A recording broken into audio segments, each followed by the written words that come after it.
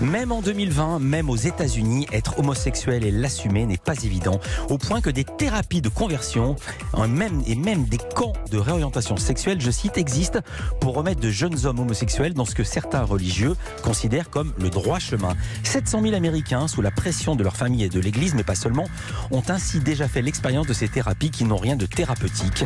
Tu deviendras hétéro, mon fils, c'est le nom du documentaire diffusé ce soir à 20h50 sur France 5. Bonjour Caroline Benaroche. Bonjour Philippe Vandel. Vous êtes la réalisatrice de ce documentaire. Quand avez-vous entendu parler de ce phénomène des thérapies de conversion pour la première fois? Alors c'est un film de cinéma qui s'appelle Come As You Are, qui est sorti il y a 3 ans en France et qui racontait en fait le parcours d'une jeune fille surprise à l'arrière d'une voiture avec une autre jeune fille, et ses parents, apprenant cela, l'envoient dans un centre de conversion de thérapie, et c'est ce qui m'a donné l'idée ensuite d'aller enquêter. Comment vous avez travaillé? Vous a fallu combien de temps pour enquêter et comment vous avez procédé? Plusieurs mois, peut-être 4 mois. J'ai commencé à taper sur Internet thérapie de conversion. Je suis tombée sur des centaines de témoignages de jeunes gens qui racontaient leur parcours.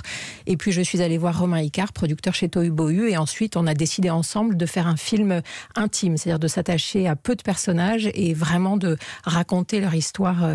Voilà. Ça se passe aux États-Unis. Pourquoi?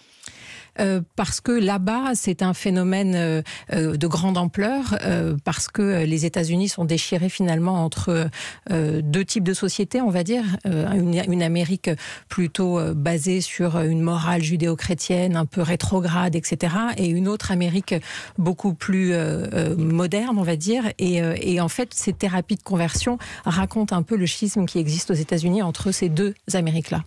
Comment vous avez réussi à recueillir la parole de ces jeunes victimes? Comment avez-vous réussi à ce qu'ils vous parlent librement? C'est beaucoup de temps, beaucoup d'échanges au téléphone, plusieurs mois de conversation, et il fallait en fait qu'ils me fassent confiance pour qu'ils réussissent devant une caméra à me raconter ce qui a été l'épreuve la plus douloureuse pour eux à vivre. Les profils de ces jeunes hommes, il y en a un, c'est quoi? Si tant est qu'il y en ait un. Non, justement, ce qui est intéressant, c'est qu'il n'y en a pas.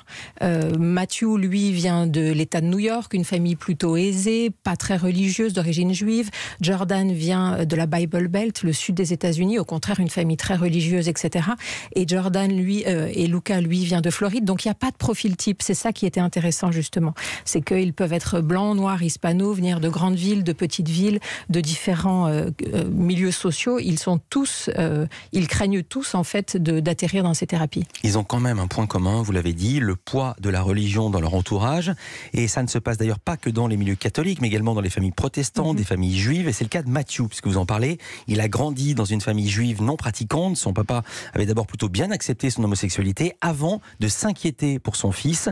Et ses parents envoient donc Matthew suivre une thérapie de conversion. Quand on a commencé les premières sessions, on a cherché et cherché encore pourquoi j'étais devenu gay. Et puis le thérapeute a posé son diagnostic. J'étais trop soumis à l'influence des femmes de ma famille. J'étais très proche de ma mère et de mes sœurs. Je suis le seul fils de ma famille. Et comme mon père travaillait beaucoup, il a dit que je n'étais pas assez proche de mon père et trop proche de ma mère. Et il a ajouté, faisons en sorte de trouver le bon équilibre entre ta mère et ton père dans ta vie. Et donc, je n'ai pas eu le droit de parler à ma mère et à mes sœurs durant 3 ans. Chaque jour, je me levais, ma mère me préparait le petit déjeuner, je descendais pour manger et je quittais la maison sans lui dire un mot. Pendant 3 ans. On a peine à y croire, comment est-ce possible ? Alors Matthew déjà a subi 7 années de thérapie et il avait très envie de changer. C'est-à-dire qu'il avait envie de faire plaisir à son thérapeute, il avait envie de faire plaisir à son père. On lui a répété pendant des mois et des années que s'il ne changeait pas, que s'il restait homosexuel, il allait mourir d'une maladie, il allait rater sa vie. Donc il a tout accepté en fait. Ouais. Il a même accepté par exemple de prendre du Viagra pour réussir à avoir des relations sexuelles avec des filles. Il a voulu jouer le très bon élève. Ça l'a évidemment complètement détruit parce que ce qu'il apprenait avant tout, c'était à se détester. Et pendant 2 ans, il a fait des tentatives de suicide. Même souffrance pour Jordan. Il a 13 ans lorsqu'il découvre qu'il est homosexuel. Aujourd'hui, il a une 20aine d'années. Et pendant plus d'1 an, ses parents vont l'envoyer voir Jérémy, un thérapeute censé le faire devenir hétérosexuel. Durant ces 14 mois, on s'est principalement concentré sur ce qu'était la communauté LGBT selon Jérémy. Sa méthode était de me faire lire de la littérature érotique. Totalement inapproprié pour un adolescent.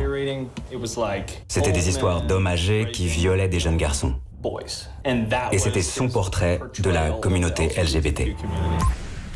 La méthode des religieux, c'est de faire croire que l'homosexualité est un crime, c'est ça ? On y est presque, oui. En tout cas, que c'est contre nature, que c'est contre Dieu, et qu'on sera forcément malheureux, que les homosexuels sont forcément des pervers. Et d'ailleurs, Jordan, aujourd'hui, alors qu'il est sorti de tout cela, il a encore beaucoup de mal à assumer son homosexualité. Il n'envisage pas, par exemple, de prendre la main à un autre garçon dans la rue. Il a peur d'être jugé et d'être forcément mal jugé. Vous intéressez également aux victimes, mais justement à ces religieux qui prêchent, selon eux, la bonne parole. Là encore, la même question avant qu'on entende un cas. Ils ont été difficiles à faire parler ou au contraire, ils revendiquaient cette action-là? Non, ils ont été difficiles parce je pense qu'ils savaient que ça allait être un peu critique. Donc on m'a fermé beaucoup de portes. Il n'y a que Janet qui a accepté, sans doute parce qu'elle se sent investie d'une mission quasi divine et que donc... Voilà. Janet Boyce, elle a un parcours particulier, elle est pasteur, elle a été homosexuelle, elle ne l'est plus, et elle se dit, comme vous dites, investie d'une mission divine. On l'écoute. Ce que Dieu a fait pour moi, il veut aussi le faire pour vos êtres aimés, et pour vous, si vous vous débattez. Je sais maintenant pourquoi mon attirance pour le même sexe est le résultat des abus que j'ai subis durant mon enfance. À cause de ces maltraitances, physiques et sexuelles, j'ai grandi en détestant les hommes.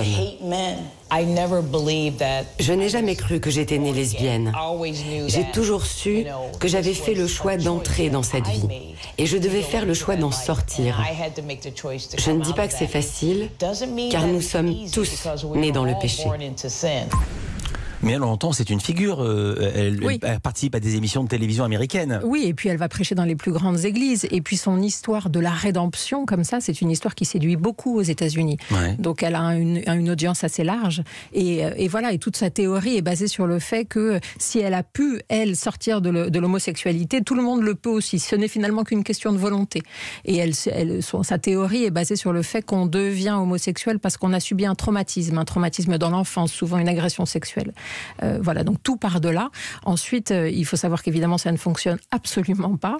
À la fin du film, il y a Wayne Bezen, qui est un activiste qui a entrepris une démarche formidable. Il est allé interviewer toutes les anciennes grandes figures comme ça des thérapies de conversion, et tous aujourd'hui reconnaissent que ça ne marche pas, qu'ils n'ont jamais changé de sexualité. Au pire, ils ont renoncé à une forme de sexualité, enfin toute sexualité pendant un moment, mais on ne change pas de sexualité. Restez avec nous, on revient dans quelques instants avec la réalisatrice du documentaire France 5, documentaire édifiant.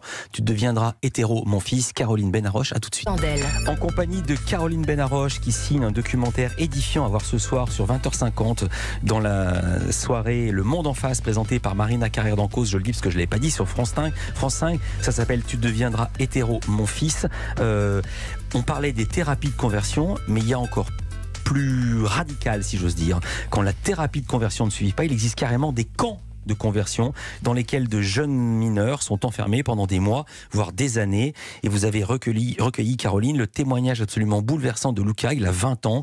Pendant des années, il sera transporté d'un camp de conversion à un autre. Il avait entre 13 et 15 ans et il raconte l'irracontable.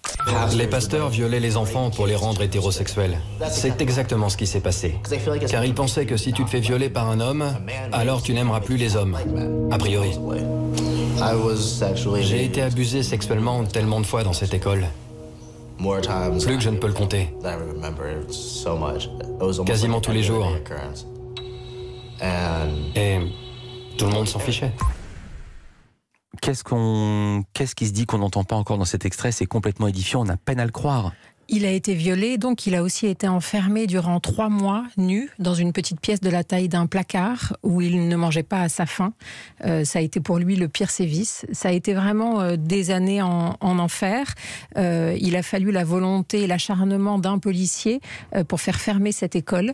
Kennedy, qui finalement donc a réussi à faire intervenir la police, et les 2 pasteurs qui animaient le camp ont écopé de 20 ans de réclusion criminelle. Mais avant cela, comment expliquez-vous que de tels endroits existent en toute impunité?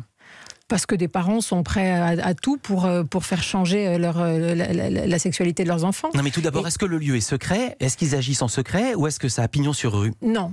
Alors ça n'a pas pignon sur rue. Cette école-là, en tout cas, a ouvert sous les radars. C'est possible, surtout dans ces États du Sud, à partir du moment où on est une école, où on s'affiche comme une école religieuse, on n'a pas beaucoup de cases à cocher. Et ça a été le cas de ce camp-là. Vous êtes retourné sur les lieux, vous êtes retourné tourner, si j'ose dire. Pardon pour l'allitération, avec Lucas. Comment vous avez réussi à obtenir ça? Je lui ai demandé s'il acceptait. Ça a été difficile pour lui, difficile pour moi aussi, parce que j'avais la trouille pour lui de revenir sur ces lieux-là. Et puis, dès qu'on est arrivé, la première chose qu'il m'a dite, c'est « Regarde, l'école tombe en ruine et moi, aujourd'hui, je porte un costume ». Et voilà, ça voulait dire qu'il avait fait du chemin depuis et que ça allait mieux. Vous interrogez même un ancien flic qui a dénoncé les faits une fois qu'il a eu connaissance de leur existence, mais il n'avait aucune idée que ce genre de camp existait dans son périmètre. Oui, en effet, parce que je vous dis, ces écoles ouvrent sous le radar. Là, c'est vraiment à l'orée d'une forêt. Franchement, il faut y aller pour savoir que cette école existe. Et elle n'avait pas, en tout cas à l'époque en Alabama, on n'avait pas besoin de remplir quelques formulaires que ce soit pour ouvrir ce type d'école. On a entendu 3 témoignages ici. Jordan, Matthew, Lucas, 3 hommes. Ce sont surtout eux qui sont concernés par le phénomène? Les hommes plutôt que les filles? C'est l'impression que j'ai eue. C'est l'impression que j'ai eue. Après, ce choix-là, ce choix de leur donner la parole à eux, c'est un choix parfaitement subjectif. C'est parce que c'est c'est leur histoire que j'ai eu envie de raconter. Voilà. Et il n'y a aucune fille qui vous a dit oui, vous n'aviez pas envie de vous intéresser aux filles? Non, des filles m'ont dit oui. J'avais envie de m'intéresser aux filles aussi, mais voilà, le doc n'avait pas après vocation à être un catalogue non plus. Et c'est ces 3 histoires-là que j'avais vraiment envie de raconter. Après, ce sont 3 garçons, c'est comme ça. Mais il y a aussi des thérapies de conversion pour les filles et des camps de conversion pour les filles également. Il y avait, alors pas dans le même secteur que l'école de Lucas, mais il y avait aussi des filles qui avaient été internées aussi dans ce camp-là. Enfin, scolarisées ou internées. D'une manière générale, vous dites que tous s'en sont sortis totalement cabossés. En fait, donc tous ne s'en sont pas sortis. Alors Matthew s'en est le mieux sorti, on va dire. Aujourd'hui, il est en couple avec Lyle, avec un autre garçon. Il est très heureux, il compte faire sa vie avec ce garçon. Et puis il a aussi dédié toute sa vie à ce combat, à faire interdire les thérapies de conversion aux États-Unis. Donc lui, franchement, s'en est bien sorti. Pour Jordan, c'est plus compliqué. Et Lucas, il a un courage et une résilience qui m'impressionnent. Vous nous l'avez dit, Caroline Benaroche, ça ne marche jamais, les thérapies de conversion. Que dit la science en l'état? Est-ce qu'on est homosexuel ou est-ce que c'est un entourage, un microcosme, un traumatisme aussi également, comme le disait je ne sais plus quel religieux, qui fait que... Non, on est homosexuel. On ne choisit pas de le devenir. En l'état actuel de la science. Est-ce qu'il y a une mobilisation en train de se faire aux États-Unis contre ces camps de conversion? Oui, bien sûr. Alors, contre la thérapie en règle générale, et Matthew est vraiment l'une des figures de ce combat-là. Il a réussi à faire interdire les thérapies de conversion pour mineurs dans une dizaine d'États. Aux États-Unis, c'est encore très peu, mais dans l'Amérique de Trump, c'est pas évident de faire voter ces lois. Ouais, parce qu'en même temps, il faut le dire, vous parliez tout à l'heure, il y a 2 Amériques. Il y a presque l'Amérique de Trump et l'Amérique du camp d'en face, et le camp d'en face est tolérant vis-à-vis des homosexuels, et c'est plutôt chez les WASP et les blancs déclassés qu'il y a ce genre de problème, ou est-ce que je schématise un peu trop? Non, ça peut être dans toutes les couches de la société, mais ce qui est très paradoxal, c'est que d'un côté, les États-Unis en 2015 ont voté d'un seul bloc pour le mariage pour tous, et en même temps, ils refusent dans plus de 40 États d'interdire les thérapies de conversion. Donc c'est le paradoxe américain. 18 États ont voté la loi. Est-ce que Mike Pence, le vice-président des États-Unis, ou d'autres proches de la Maison-Blanche, ils refusent à condamner ces pratiques? Mais que dit le candidat démocrate de ça? Est-ce que c'est un sujet qui est abordé dans la campagne? Non, je crois pas. Et dans combien d'États, je terminerai là-dessus sur les États-Unis, dans combien d'États cette pratique a-t-elle toujours cours? Dans 40 États. Ouais. En France, ça existe des camps de conversion comme ceci, à votre connaissance? Alors, ça pourrait être l'objet d'un nouveau documentaire? Je sais pas, mais ça existe, oui, pas exactement comme ça se produit aux États-Unis non plus. Mais il y a une députée de La République En Marche qui tente de faire interdire les thérapies de conversion en France aussi. Le projet de loi n'est pas encore à l'ordre du jour de l'Assemblée nationale, mais il devrait être voté prochainement. Merci beaucoup, Caroline Benaroche. Tu deviendras hétéro, mon fils. C'est votre documentaire à voir ce soir à 20h50. C'est dans le cadre des soirées Le Monde en Face, soirée présentée par Marina Carrère d'Ancos. C'est sur France 5, faut-il le préciser. Merci encore.